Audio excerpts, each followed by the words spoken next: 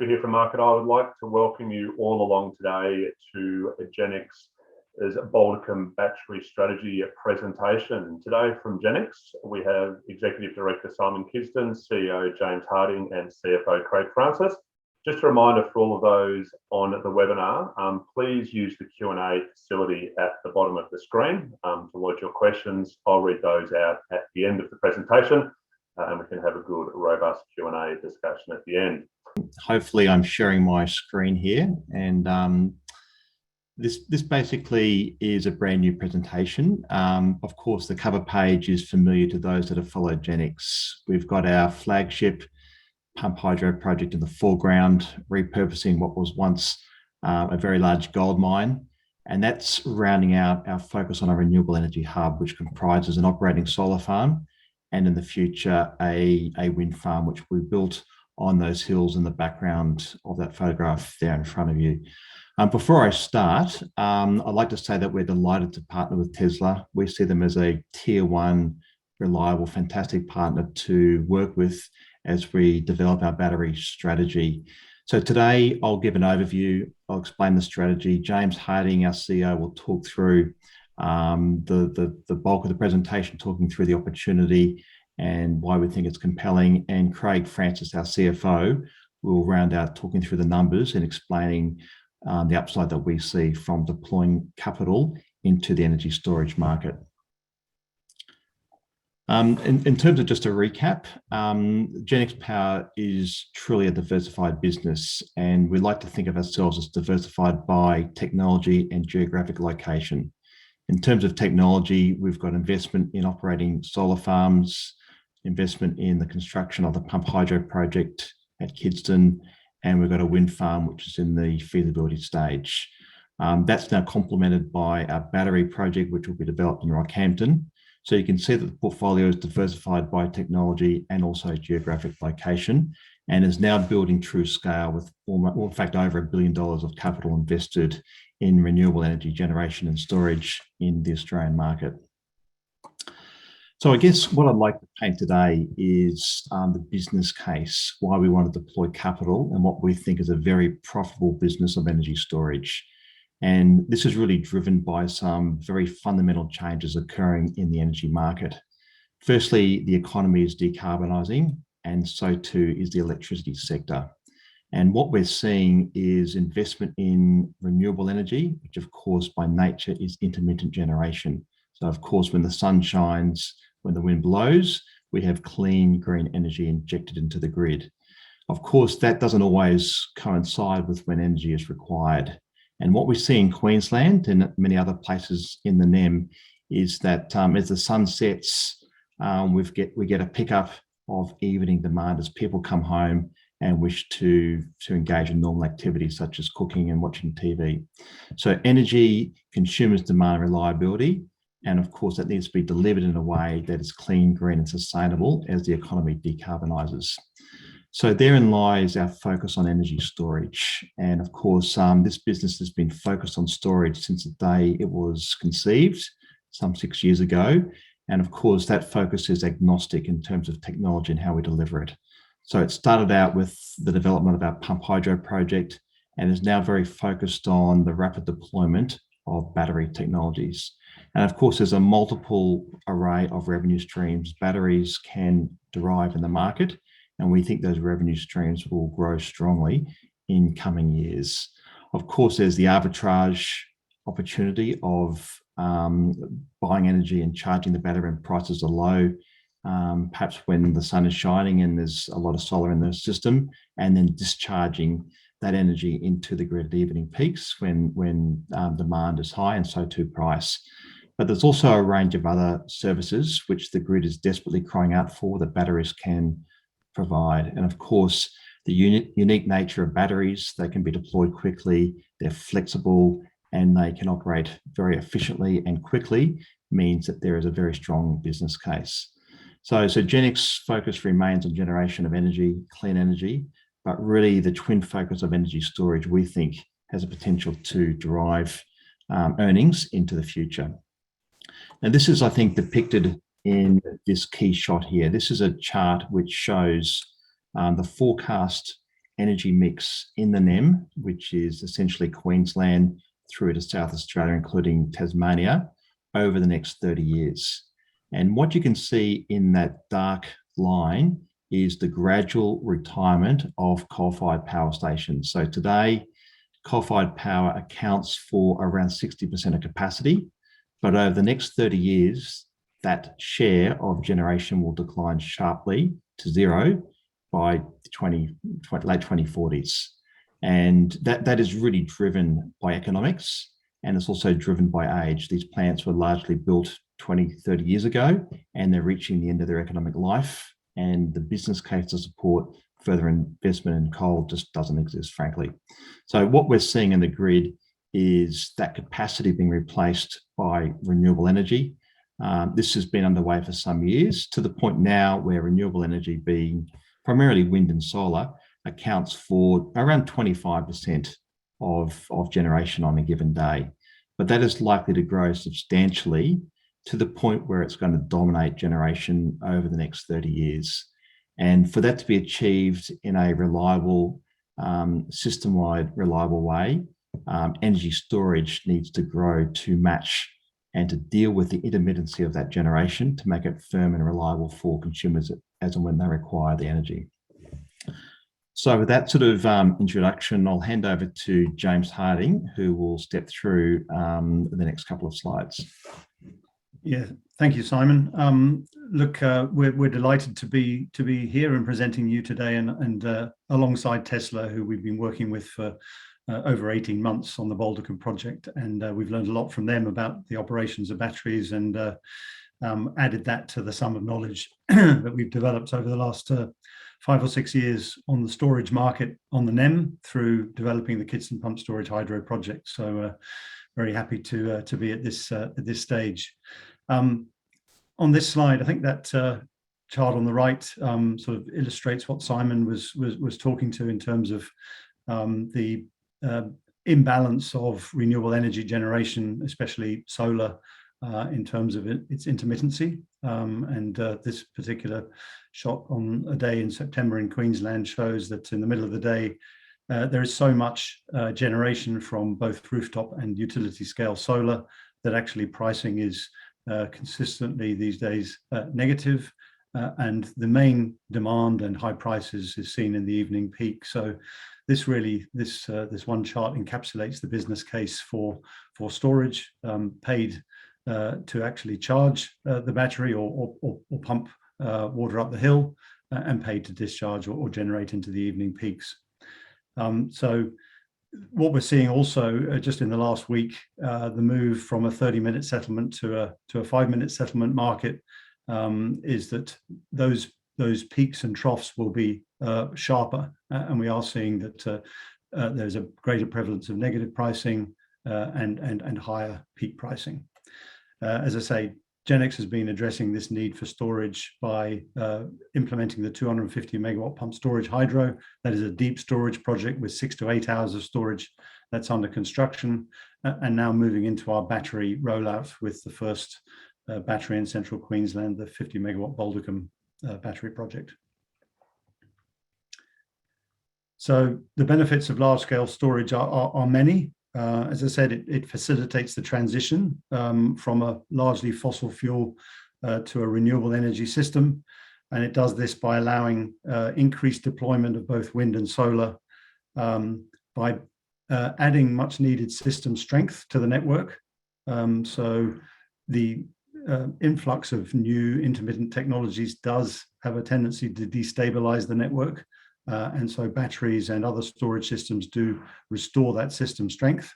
And it also helps by absorbing excess renewable generation, which is generated when the wind is blowing and the sun is shining, but the demand is not there in the market. So it can absorb that, soak it up, and generate into the peaks when demand is high.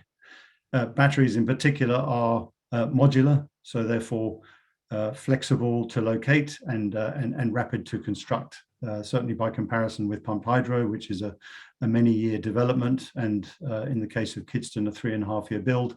Batteries can be rolled out in just over a year. And as Maria has indicated, They are the most advanced technology.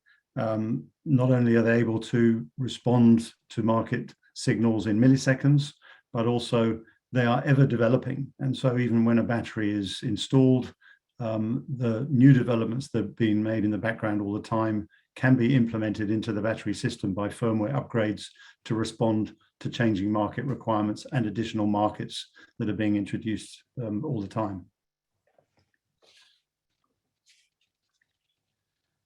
So this just shows the map of the NEM with the current existing standalone large-scale batteries. Obviously, they're confined to 2 states currently, South Australia and Victoria. Of the 5 shown here, 3 are Tesla, so I'm glad to note that. And Queensland is currently a blank space. There is a co-located battery which is currently being commissioned, but there's no operating large-scale battery in Queensland as yet. So we're pretty excited about the opportunities. We've learned a lot about Queensland in terms of the values, particularly of arbitrage. And so we see that a battery in Queensland, such as Baldercombe, will be able to not only tap into those FCAS markets, which we'll talk about in a moment, which are traditional sources of revenue for batteries, but also a very strong arbitrage case, as we saw on the previous slide. So we see a really good opportunity for Baldercombe and indeed future battery opportunities in Queensland.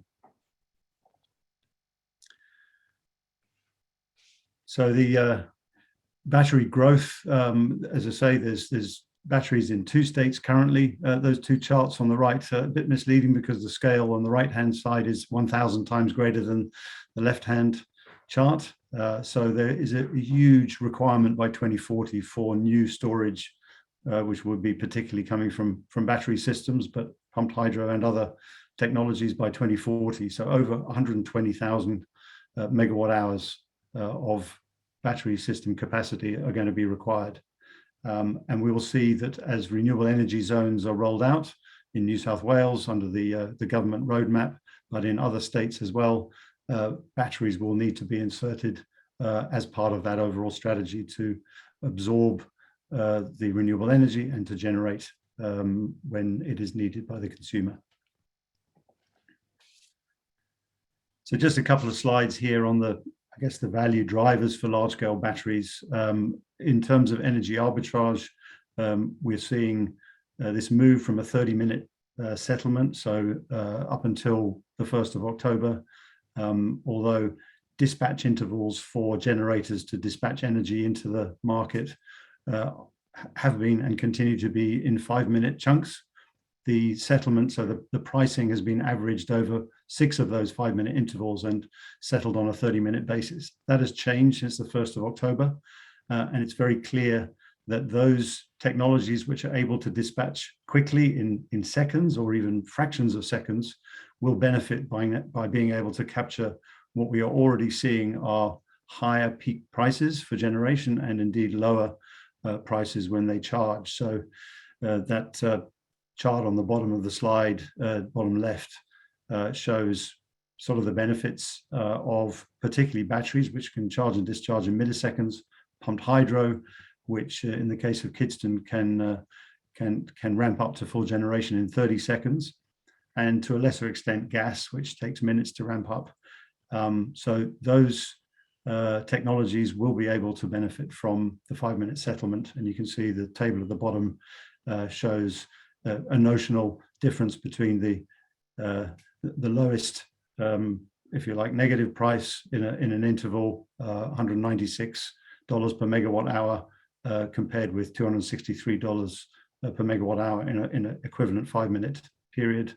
And sorry, that's the generation price, and the charging price negative $22 in 30-minute interval and $175 in a 5-minute interval. So you'll see that the averaging effect of the 30-minute settlement is removed, and you will see higher peak prices and lower troughs. So, and this slide is the other sort of key revenue stream for batteries, so-called FCAS. For those not aware, that's frequency control ancillary services. As I mentioned earlier, as renewable penetration increases and as other events occur on the network, we see the balance of frequency, which is set at 50 hertz, is disturbed to the upper or the lower end.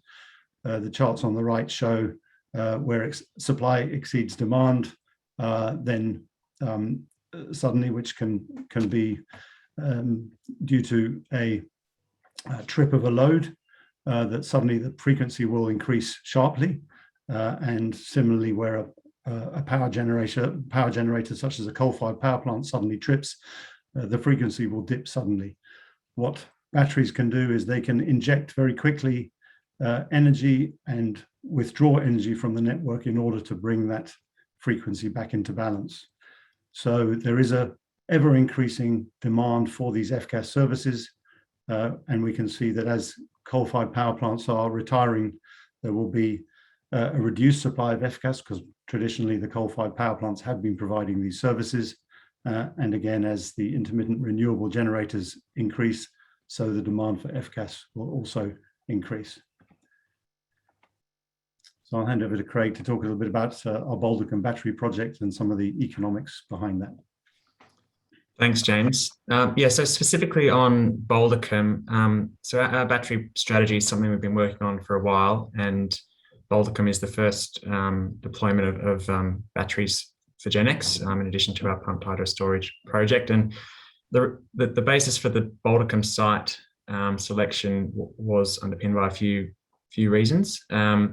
Firstly, Queensland was our focus. We learned a lot on the pump storage hydro project in terms of understanding the commercial model of storage in Queensland, and we really like Queensland because it's underpinned by a really solid arbitrage business case, all that daytime solar from the rooftop and large scale generation in the sunny state, really pushing down prices in the middle of the day and leaving a really significant evening peak price. And secondly is that it's at the end of the network, similar to South Australia, so it has the occurrence of these islanding events at times when the interconnector with New South Wales goes down, and you see these really big spikes in energy prices and FCAS prices. In terms of the site itself, Baldercombe is in a really strategic location. It is right on the network backbone, with power flows going north to the far north Queensland and south to Brisbane. And it's in a really good, strong part of the network with local load at Gladstone, just down the road, and lots of coal plant that's sort of surrounding it. So really strong part, able to fit nicely the battery inverter technology. The site itself is within a Powerlink substation. So you could not get a site closer to the point of connection, which really drives down those fixed costs. We've got a 30-year leasing arrangement with Powerlink, and we're well progressed on the connection application and GPS process. We are running a project financing process, and we've selected Tesla as our battery supplier, as we announced a couple of weeks ago. And we're also in advanced discussions with an Offtake partner, which we're hoping to announce in the coming weeks. So I won't spend much time on this. Maria covered it pretty in significant detail, but we'll be using the Megapack 2.0 technology, which is the new technology, and it builds on the learnings from Megapack 1.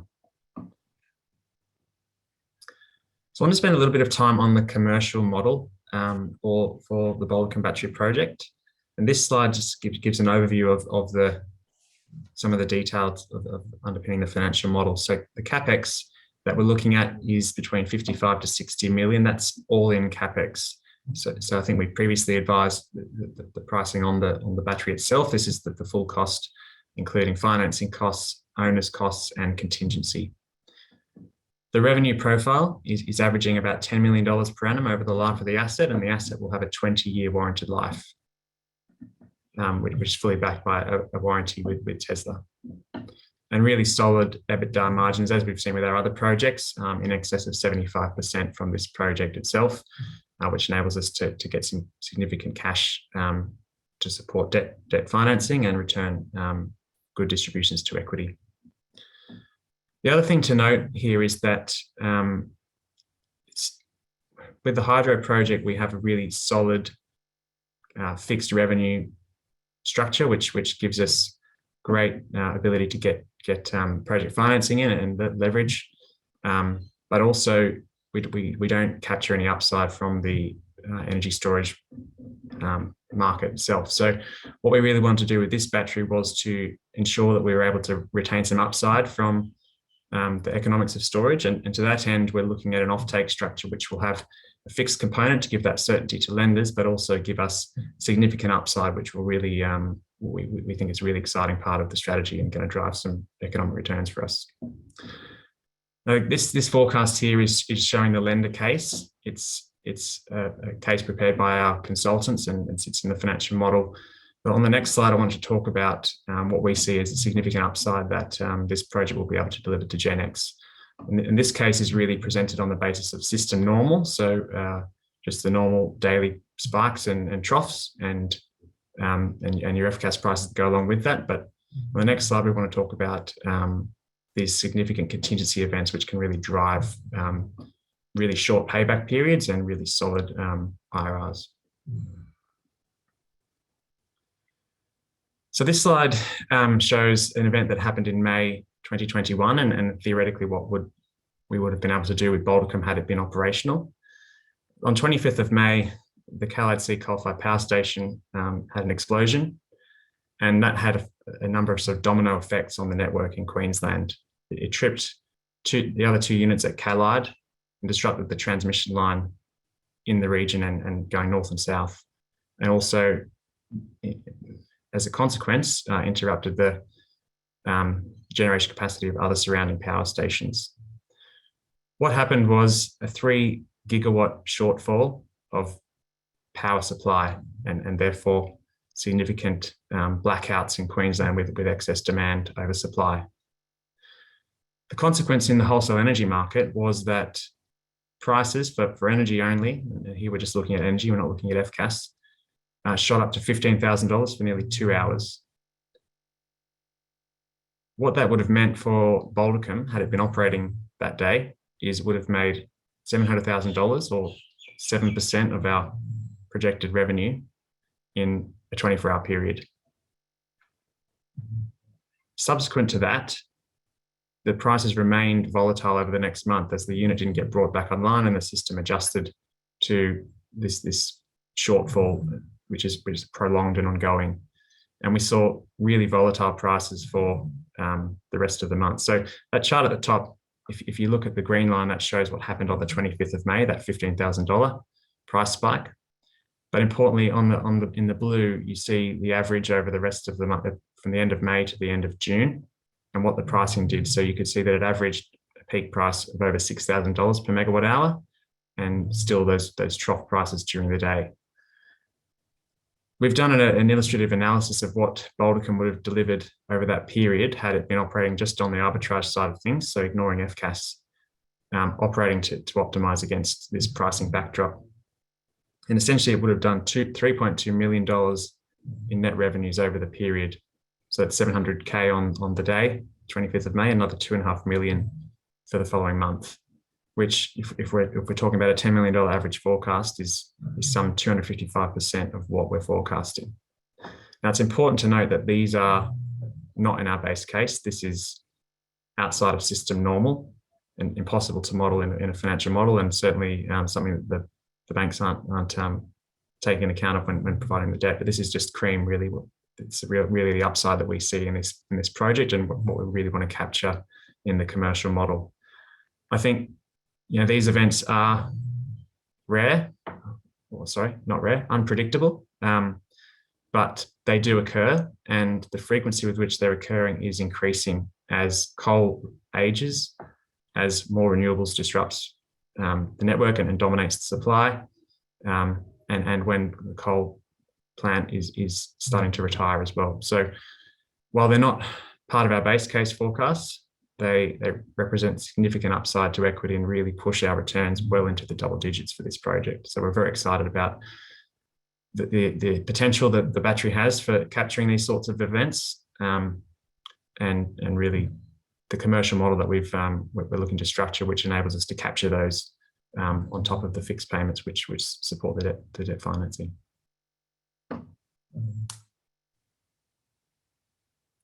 Hand back to James just to wrap up, if that's okay. Yeah, thanks, Craig. Absolutely. So This slide just sort of takes us through what we see as our rollout strategy for storage. As we mentioned, we've learned a lot in the last 3 or 4 years in structuring the Kidston Pumped Hydro project in terms of what the benefits and the values for storage are, particularly in Queensland. We like the fact that it's at the end of the grid. We see that there's a lot of additional upside potential for particularly contingency events that occur, for example, where interconnectors go down in those sort of end of grid states. We see that Queensland has particularly spiky markets from a renewable energy resource perspective, and therefore the arbitrage case is particularly strong there. So we're looking to leverage that experience, noting that we did sell all the rights to the Kidston Pumped Hydro storage value to Energy Australia under that very long-term offtake arrangement. Being a very large project, we secured over 80% debt on the back of that strong offtake. But we're looking to try to capture some of the value and some of the upside, as Craig has described, in our Baldercombe battery and subsequent battery rollout projects, so that we can apply those learnings and keep some of the revenue cream, as he describes it, for Genex shareholders. So, currently with the Kidston Hydro project, which is under construction and will be complete by the end of 2024, that's an 8-hour storage project, so 2,000 megawatt hours. We're expanding with the announced Baldercombe project, which we hope to start construction at the end of this year, 50 megawatts for 2 hours. And we're looking to leverage the skills and also the relationships that we've been developing over the past few years, particularly in Queensland with the state government, the federal government agencies, with Powerlink, and of course now with Tesla. As I say, we've learned a lot about the different behavior of batteries compared to larger, deeper storage technology such as pumped hydro. So putting all those together, we're looking to achieve at least 2,500 megawatt hours through Baldercombe, Kidston, and additional 1 or 2 battery storage projects which are already under investigation. And we're looking to diversify from Queensland into New South Wales as well. So we're looking to capture the combination of existing and future revenue streams, both contracted offtake, FCAS services, be able to retain the energy arbitrage upside, and looking at new revenue streams that are coming on, as Maria mentioned, synthetic inertia, fast frequency response. And for us, we see real benefits in being able to adapt and upgrade the storage device as time goes on, as we learn how it operates and as the market changes and new value streams emerge. So just a quick summary of our now diversified renewable portfolio. We have 100 megawatts of solar in operation across Queensland and New South Wales.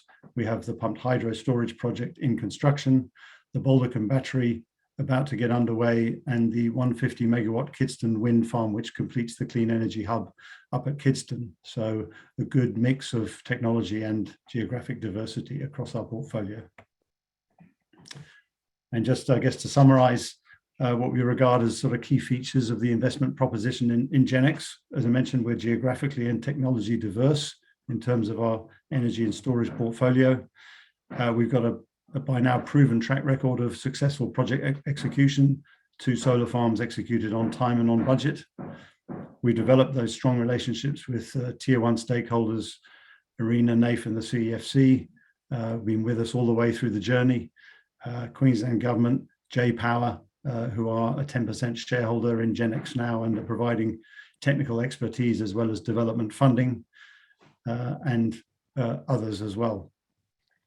We have a very strong and stable revenue stream out to 2050 and beyond. 85% of the revenues from the 2 solar farms and the hydro are contracted, a very high EBITDA margin, and essentially a utility-like cash flow and revenue stream. 350 megawatts of power generation and storage, that's $1 billion of renewable energy and storage projects in our portfolio. And we have a very low debt cost by virtue of particularly the $610 million NAIF loan, which gives us a combined debt at project level of less than 3%. And as indicated, we got a very strong near-term pipeline opportunity development program, the battery project, the 150 megawatt Kidston Wind project, and some more medium-term, particularly in energy storage, both battery and other technologies to look at over the next 5 years. So thanks very much. That completes our presentation. We'd be happy to take some questions, Craig. Reminder to everybody, please use the Q&A facility at the bottom of the screen to type your question in, and I'll ask that to the panelists. So first off, there's a question on how many battery installations in the size of Balticum do you think could be absorbed into the Australian market before we start to see the monetisation impact of batteries start to be diminished? Yeah, look, I'll take that first off. So as we saw on one of the slides there is between now and 2040 projected to be a requirement for 120,000 plus megawatt hours of storage in the market. And that's based on our consultants' market modelling, which takes account of coal plant retirement and renewable energy rollout, as well as announced government programs. So I think it's fair to say that what is currently installed, and with Balticum, which is a significant project in its own right, but it's really insignificant compared to those numbers and the requirement over time. So as we mentioned, as coal-fired power plants retire over the next 10, 15 years, and as more renewable energy comes into the market, the business case will remain. There will be new revenue streams coming on, such as inertia, fast frequency response, which will provide additional value to batteries. So there's, whilst the FCAS market itself, based at a given point in time, is finite, it is of course a moving target, because the drivers, both in terms of new renewables and withdrawal of coal-fired power and additional value streams that are required to replace the properties of those coal-fired power plants, such as inertia, continue to provide the dynamics to an exciting market. Great, thank you. Next question was around the pricing volatility that's been occurring in Queensland and the move from the 30 to the 5-minute pricing intervals. Do you think that will actually decrease volatility of pricing in Queensland and through the overall NEM, and how will that play out in the battery project?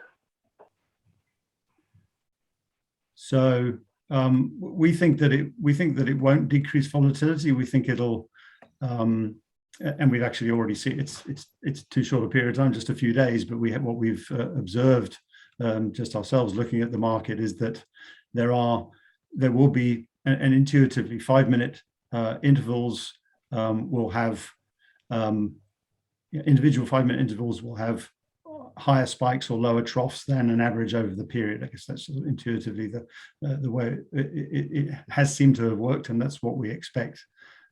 So we'll see what happens over time. We'll see how the market adjusts, and there is a period of adjustment that needs to be gone through. A number of the algorithmic bidding instruments out there at the moment are having to recalibrate and relearn, I guess, the way the market behaves. But our expectation is that there will be at least the volatility that we've seen previously, and probably more. Great, thank you. A couple of technical questions coming in here, so I'll just lump all of these together. Has the company considered a 4-hour discharge rather than 2-hour, and why is the 2-hour the most applicable one for this battery? Is there any lightning mitigation there, and will BBP be prevented from any power spikes going through the Queensland grid? Sorry, could you just repeat the first one there, just for? The first one was just about the discharge cycle. I think we're talking about 2-hour discharge. The question was, why is it 2, not 4? Yeah, right. So that's a good question, and it is a dynamic market and evolving all the time. Actually, when we started out 18 months or so ago, we were looking at a battery that was even a little bit shorter than 2 hours. We were looking at a 1.5 hour battery at that time, and that was based off our view of the market based on our market consultants modelling. It was also based on discussions with a number of off-takers that we were engaged with at the time. And the view that we arrived at was that 1.5 hours was probably about right at that time. We've since moved to a 2-hour storage. We're comfortable that that's a good level, and Tesla have pretty much standardized now, I think, on a 2 and 4 hour product with the Megapack. So there was good reason to just go to that slightly extended storage. There is a case for 4 hours storage, and I think as the market continues to develop, there will be a need for different depths of storage. As I say, we have 6 to 8 hours of storage with our Kidston Hydro project. We got a 2-hour storage with Boldicum. We think that based on the modelling that we've done, that's pretty much optimum at this stage. But we do have capacity at Boldicum in terms of land and ability to extend to move out to 4-hour storage down the track within the same connection agreement requirements. So it's really relatively straightforward to do, should we choose to do so. Great. And just quickly there, James, other two sub questions under that one was lightning protection and surge protection at Boldicum. Yes, so there will be lightning and surge protection incorporated into the plant in accordance with the terms of the PowerLink connection agreement. Absolutely. Great, thank you. Just a couple of questions on funding so far. So maybe one for you, Craig. Have you received any financing from ARENA yet? And are you seeking ARENA financing? And given the arbitrage pricing that comes through, was delivered from the battery project, is there the potential there to be using some green bonds in terms of the financing of the project? Thanks, Craig. So on ARENA, look, we're not utilising ARENA funding for this project, and I think we're quite proud of that fact. This will be the first commercially delivered large-scale battery project in the NEM. All the others have long-term government contract support or receipt of subsidy from ARENA or other financiers. So this is a purely commercial model that we're looking to deliver, and I think that's a really, really big step for the development of battery technology in the NEM itself, as we move to support this transition to greater renewable energy. On a green bond, look, it is one of the options we are considering alongside a typical project financing. It's fair to say that the pricing is quite attractive that we're seeing from the project financing, and so that there may not be any sort of specific advantage that we would get from the bond market, but certainly all options are still on the table as we move this towards financial close. Great, thanks. Maybe another one for you again, Craig. Question: the economics of the project look really strong from the slide that you put up. Can you talk about the ability to fast track this and roll out multiple battery projects over the next 2 or 3 years for Genex? Yeah, look, I think that's one of the benefits, certainly over pumped hydro, which I'm sure everyone following will be very familiar to. Is a lot longer lead time, certainly in our experience. So there is very much an intention for Genex to get on and do a few more of these once we've completed the financing for Boldicum and got that construction program underway. And I think that will be with a focus on the states that we know, Queensland and possibly New South Wales. But certainly, we think the technology is, as we say, readily deployable, and something that we'll be looking to take advantage of as we continue to roll out what we call our COMO strategy, the development of battery storage technology in our portfolio. Great, thanks. Questions come in on offtake. Is there potential for any long offtake agreements to be signed from Boldicum, or just be straight commercial power under the 5-minute cycle times? Yeah, so I think I touched on that in my slides that I covered, but we are looking for, we are in the advanced stages of negotiating an offtake arrangement, and we look forward to sharing the details of that in the coming months. However, the arrangement will provide for a price floor, sort of a revenue floor, which will support the debt financing that we're looking to procure, while giving us the upside from those events such as CalIde and the energy and arbitrage, energy and FCAS pricing exposure. So we think it's a really good mix, and it really positions us. There's not many other ways you can get the access to these economics on the ASX. Certainly, none that I know of that aren't mixed in with coal and gas and other large portfolios. So this is a really exciting string to our bow, I think, that we can bring this sort of exposure to investors. And just adding to that, if I can, Craig, I guess the slide Craig presented what we think is a very conservative case. It's described as the bank case, and what we see is significant opportunity above that, which is inherently hard to model and predict. But we've seen in the operation of the other batteries around the NEM significant events that have delivered superior returns to investors. So we see this as a way to capture some of that upside, and we're very excited to deliver that to our portfolio. Last question, and I don't think you'd get away without being asked this one, but just updates on time. Are we expecting financial close in 2021 and construction in 2022? Yes, that is. We're certainly targeting. We always like to target bringing things to financial close by Christmas, because that's a hard date for people. But yeah, no, that's the plan. We're in that phase now where we're working very closely with Tesla and all the other stakeholders to bring everything together. So we like to feel that we'll be able to kick off construction at the beginning of next year and complete the project very early in 2023. So.